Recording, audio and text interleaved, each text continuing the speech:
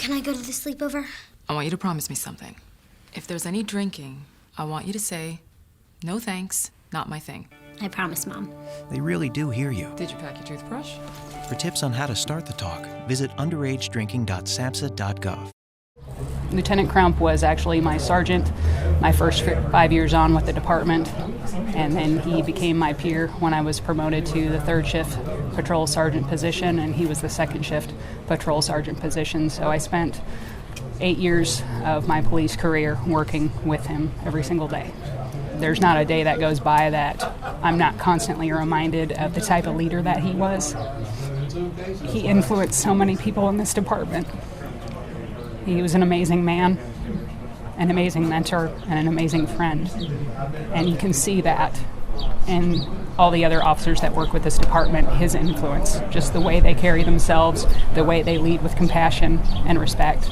It's directly related to him, in my opinion. We are grateful for Amanda and Alan's support and his mother's support.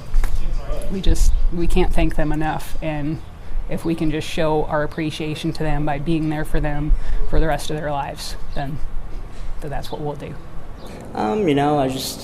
He was a police officer for the police department for 17 years, I believe, if I recall that correctly.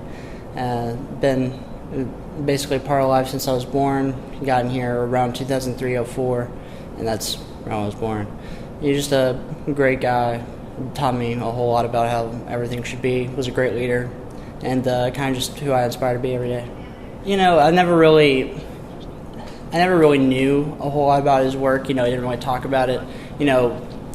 Obviously there was stuff that would go on, but he'd get home just like it's just a lot of paperwork. Just kind of downplay it. Make it seem like it's boring. And I never really knew that how many people truly loved him. I knew some of his crew, and I knew.